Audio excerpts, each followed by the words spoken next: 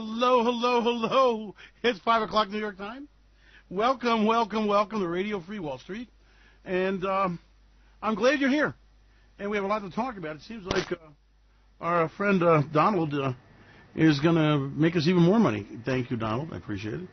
What a guy. What a man. He's the dude, huh? And let me explain what's going on.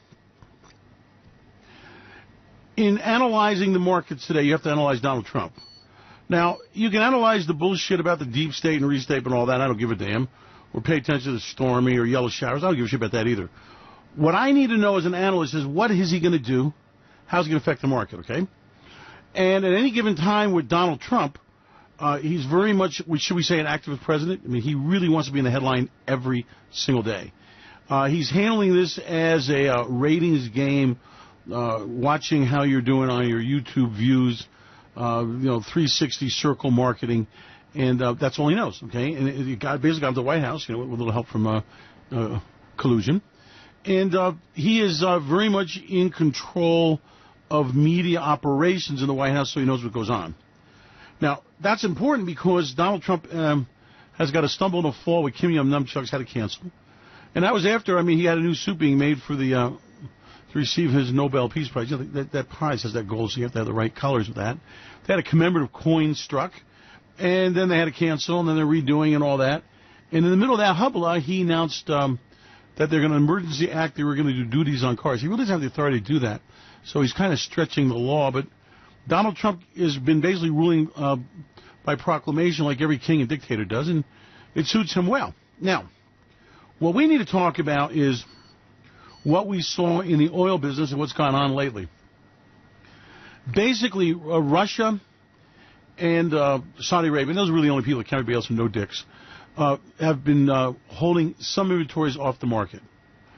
And reality is that the inventories they've been holding up have been made up by the United States, and a lot of inventories have been switched from places where they're inventoried to the no-man lands of tankers, floating the seas as floating stores which don't get counted.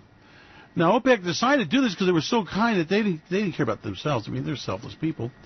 They cared about that without the price high enough, there would be no investment, and we would again go back to peak oil where we'd have no more and run out. So the frackers, America said, we love you, Saudi, and we love you, Russia. We're going to help you.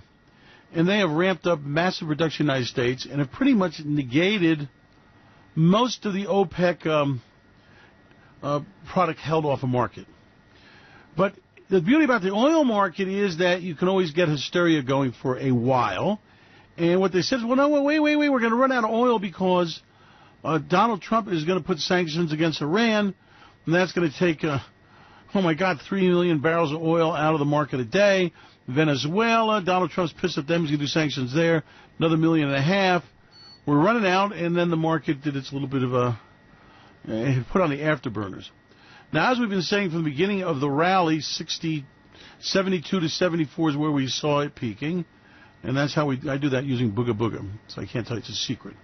Anyway, we got up to $73 a barrel. Market fell down as we expected. And had the first leg of its downturn in a $10 drop peak to peak. Now, that's okay because the market will, wiggle waggle around. But in essence, what you need to analyze and what we want to talk about is why the hell did Saudi Arabia and Russia all of a sudden announce that, well, maybe the market's supplied properly and they can start putting inventory back into the market. And I'll tell you the reason why. Donald Trump. Donald Trump is really pissed because what's happening is he needs an absolutely strong, growing economy to get these elections he has to go through, right? It's midterm elections. And Donald Trump truly, truly understands that the midterm elections can make or break him, okay? If he loses big and the Democrats walk in and they take the House and they got enough majority running around there, Donald Trump will be impeached, okay? He knows it. I know it. You should know it. The deep state conspiracy is just a bunch of bullshit blowing smoke over everybody's ass, okay? So Donald Trump is in survival mode. And his survival, and he's rightly, his assessment's correct, is based on he has absolutely got to be popular, and he has got to be able to drive the Billy Bob vote, and he's got to be able to make sure that he maintains control of the House and the Senate, okay?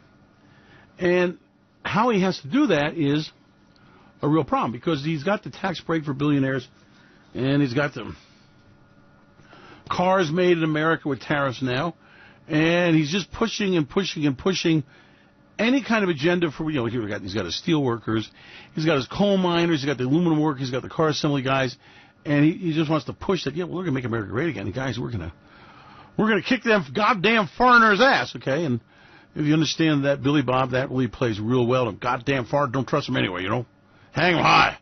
The old days were right, And it's very much that mentality. Now, he's got a problem. As he's pushing that agenda, the reality is that construction says, wait a minute, wasn't I supposed to get enough money in this tax thing to, buy a car, pickup truck at least? And wasn't I supposed to have enough money in this deal to remodel my kitchen? Didn't I hear that? And I'm getting $80 a week? And then all of a sudden, the $80 a week is melting down because he bought that pickup truck because Donald Trump told him he had to buy American. My guy, it was American made steel, none of that foreign shit. Well, you don't know much, Mr. Billy Bob, but okay, if you want to believe that, that's fine. Good job. And in reality, if it was made in America, it ain't. But, for a guy that's, got attention span about 20 minutes on a given subject and probably can't find Iran on the map, I guarantee it, that's good enough. Okay, so bullshit, is enough to make things work. So now we're at the problem that energy prices keep going higher and higher. And although they don't want to talk about it, interest rates are going higher and higher. And all of a sudden, Billy Bob going, hell, the hell's going on here? By golly, I'm paying more money on my credit card. Well, that's because you owe $15,000 on it. And he's getting hit with higher interest rates, higher carry costs. Refinancings are no longer possible, which means you don't get the payment lower. Variable rate mortgages are resetting at higher prices. And we're now starting to see the result of the big surge in gasoline prices, going to $3 a barrel $3 a gallon on average, affect transportation costs, affect delivery, and everyone's sneaking through price increases and starting to bite. So Donald Trump's got a problem. And his problem is that his constituency, coming up on elections, are not seeing the great benefit of Donald Trump trumping him. He's not seeing jobs, not seeing factory hours extended. And the gasoline is one of those things like cigarettes. Everybody knows the gasoline price, okay? And so therefore, consumers starting to get angry, starting to get backlash. And so he is basically the promise of the tax cut euphoria is wearing out. And he relied upon that for the elections, and someone's going to, don't talk about the tax thing because most people aren't getting a tax break. She's quiet, Don. So he doesn't have that going for him. And now people are headed for the road, and they're going to see, a 30% spike in gasoline prices on average. And most Americans, especially the ones that are in Donald Trump's constituency group, are getting hit the hardest, okay? These are guys that calculate how much that tank of gas is when they tank up once a week, get back and forth to work, and it makes a difference. So what's happening is the Republican Party realizes that, this is higher interest rates, higher financing costs. These people are deeply in debt, and they are not able to negotiate with their bankers with their credit scores, let's say the best possible deal, if you know what I mean. And their source of income is the Billy Bob paycheck, and the taxes aren't filtering through the bottom line, not seeing more of that money. And it is now an incredible problem, okay?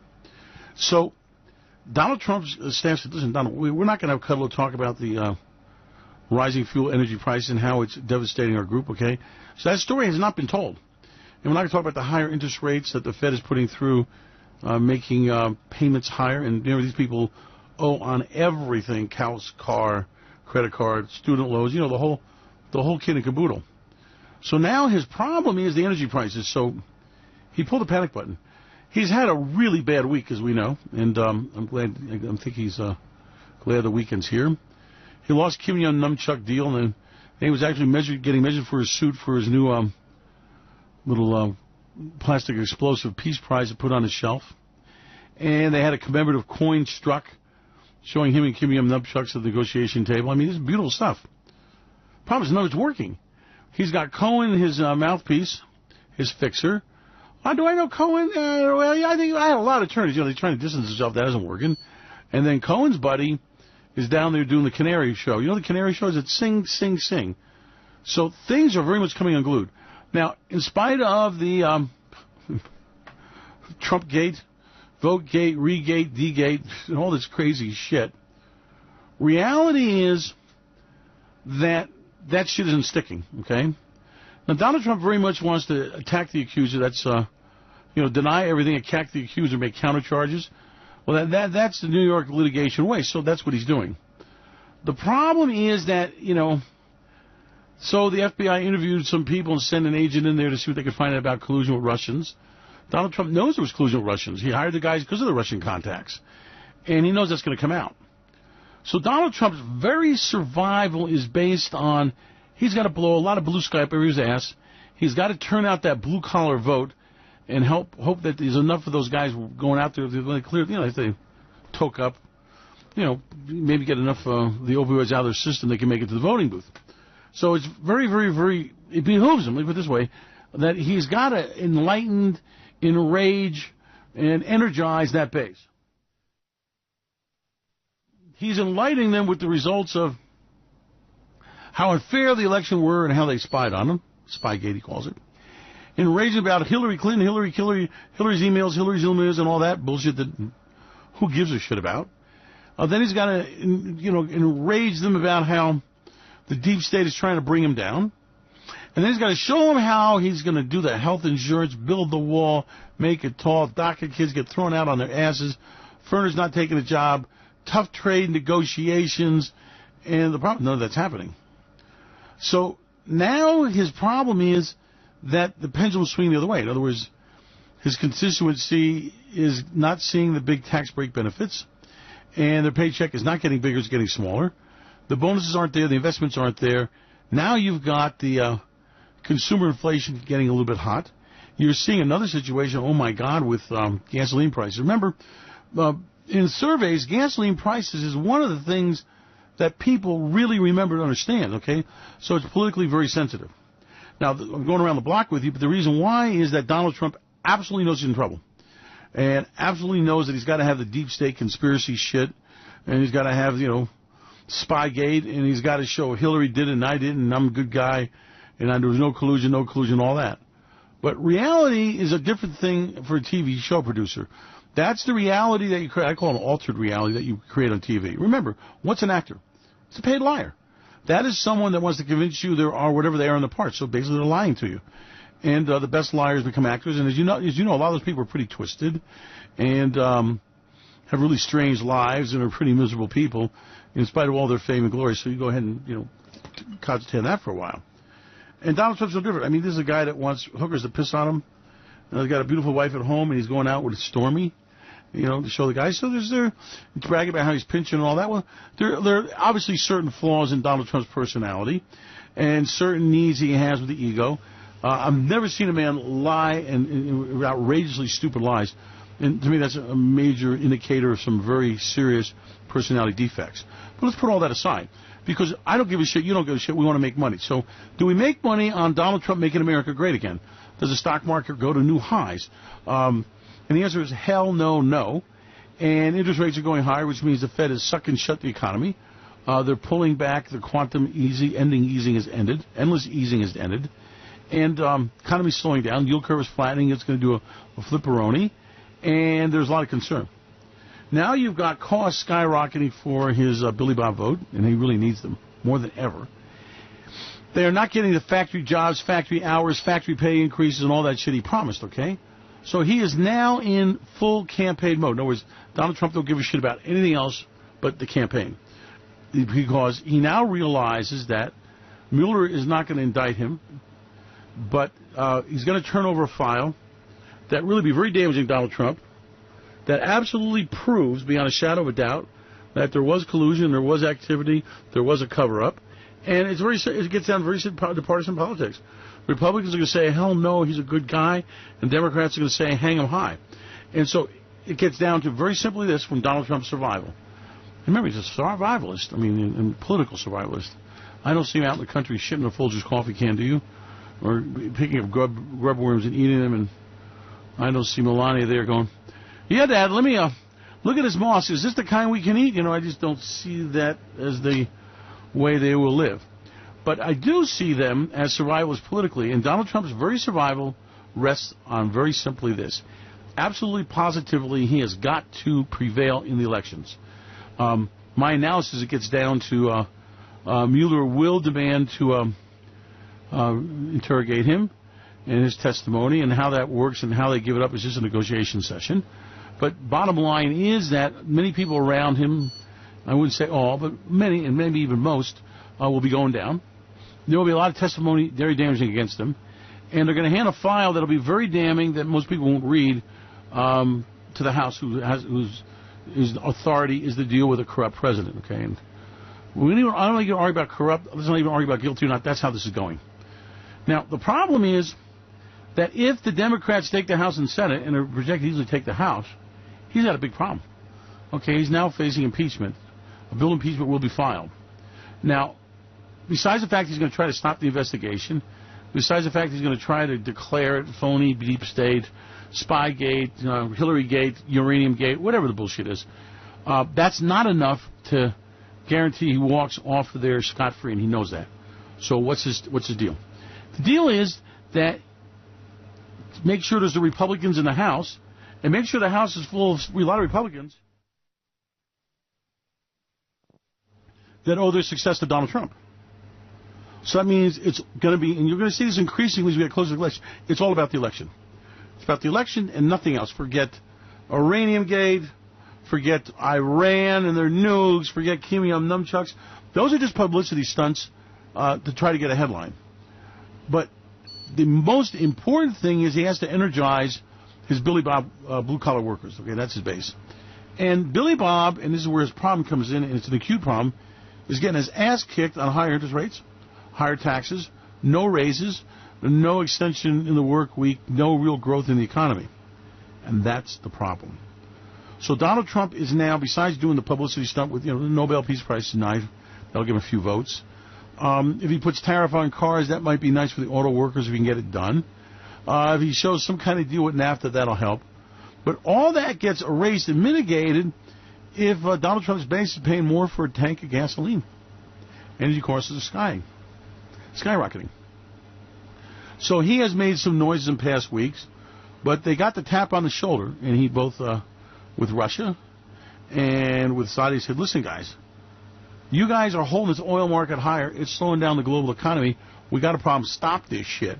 Putin, we're buddies, and I love you. I'm your bro, and you're my bro.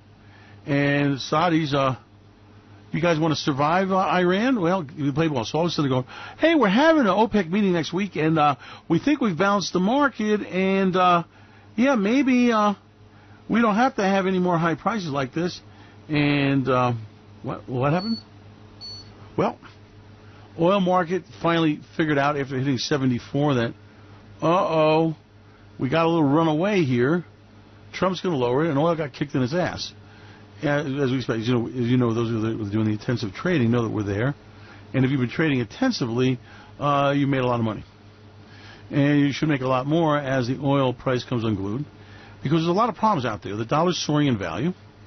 That chokes off foreigners buying our shit, by the way. Remember that. So the factories get really quiet because you've got a third of your manufacturing that's for the export market or more, depending upon the item.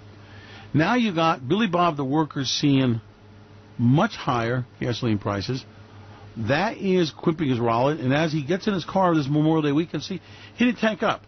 As you know, Memorial Day and 4th of July are usually the two most expensive gasoline times of the year. And they're going north of $3, okay? In a lot of places, they're going north of $4. And now that factory worker's going, holy shit, I got this big gas guzzling car and pickup truck, white. This is like a real man's car, and to tank it up for more money. And then when they get to the convenience store, okay, the transportation costs are driving up everything under the sun, and his base is being crimped. So it is essential that Donald Trump stop this gasoline price increase and get the prices lower, and the Saudis and the Russians are going to do just that. And they will call a victory at the that they're meeting next week, and oil prices on balance will continue coming down, and they will be in the 50s, as I've been saying all along, and it'll be a very nice trade worth a lot of money. Now his problem is, what does he do with Iran and sanctions? Well, if he puts sanctions against Iran and drops the oil out of the market, their oil, or even creates an impediment to it, or creates a perception of that defeats the purpose, so he's not going to do that. He will come to some kind of negotiation that drags on and postpone the sanctions, and at least till after the elections, okay? Now, I want to warn you, if Donald Trump gets reelected, and he's not facing impeachment, this guy is going to be a mega maniac, and be prepared for any kind of crazy shit.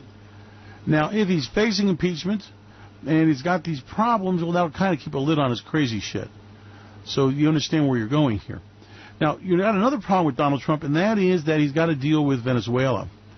And Venezuela's right in our backyard, and Citgo, it's a Venezuelan company, and so his problem is, how did he handle that thing after he stepped on it with his great big foot? And the answer is, just kind of let that fade. He does not need a disruption in the oil market, is my analysis. He now realized that these high prices are affecting his constituency, and they are affecting their feeling of wellness and their feeling of money in their pockets. So Donald Trump has now got to back away from this thing, get the oil price down. You went from 74 to 67, 62 is the next stopping place. Get into the 50s, and that brings your gasoline price down, and that gives him a chance of survival. Now, it's all about, and I want you very clear to understand this and school you in this, there's nothing else that matters to Donald Trump except there's no collusion, and I got to keep the Democrats out in the election. And any kind of crazy shit he can do. Like, for example, he announced that he's going to put tariffs against import cars. He's not going to do that. But that plays well. The United Auto Workers cheered as about time that somebody stood up to foreign imports. Foreign imports are a lot of luxury cars on the European side. Then you got the Toyota shit on the other side. They have a lot of factories in the United States, so they're able to make that kind of work. You understand? So it's not a simple situation with old Donald.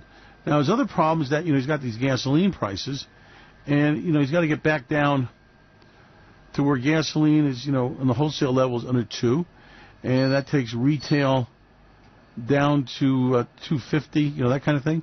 And so that's what you're going to see occur. Now, this is all part of the moves and the legacy of how Donald Trump has absolutely got to solve this problem that's brewing for him, okay? And that is this, that, you tell the Billy Bob how great he's doing, how great he is, and you give him a T-shirt and a hat, that's fine, but, at some point he's got to pay a bill. And now his problem is the bill he's paying is not showing that he's doing so well anymore, and not showing how great he is. So Donald's problem is that he's got to deal with this thing, okay? He's got to deal with this thing in a big way. He's got to solve this problem. And how does he do that? Well, the answer is for Don that he's going to have to get that wellness feeling back into Billy Bob's pocket. Billy Bob has got to be seen as he's getting ahead, he's making money, all is well, my life is good. Now, the problem is that that's not happening. So the blow and go is how well you're doing, how great you are, how great America is, appreciate your service, thank you very much, stand up at the national anthem and all that, and that's good. But you see, it doesn't drive it. It doesn't drive his model from the problem that these guys are starting to get squeezed, okay? His voter is the people at that point of the economy that they are the last to get a raise. They are the first to get fired. They have credit cards that have huge balances on them, and they're behind on them always, so they pay the highest interest rate. And the same thing with their home mortgage. They're behind on that thing. They're probably in a variable rate, and they're getting killed there. Then student loans eating them. Then you got the payment on the pickup truck and on the new one you want to buy, and the wife needs a new car, and those prices are going higher and higher, and the payments are going higher. So he's getting squeezed from all sides, and when he takes a look at his W-2, well, holy shit, there's no real tax savings. I've been bullshitted. And Donald Trump has got to prepare for the backlash, because I guarantee you the Democrats are going to say, are you doing any better? Are you making more money? Do you have that great big tax break?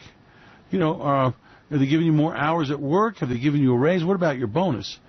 And he's extremely vulnerable there.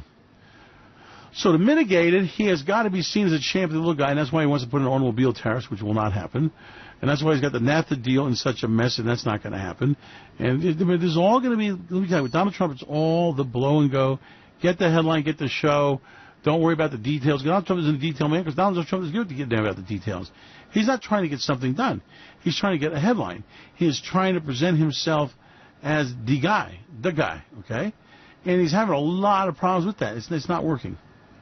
It's not working. And I can tell you for a fact that the polling does not look that good with his people, okay?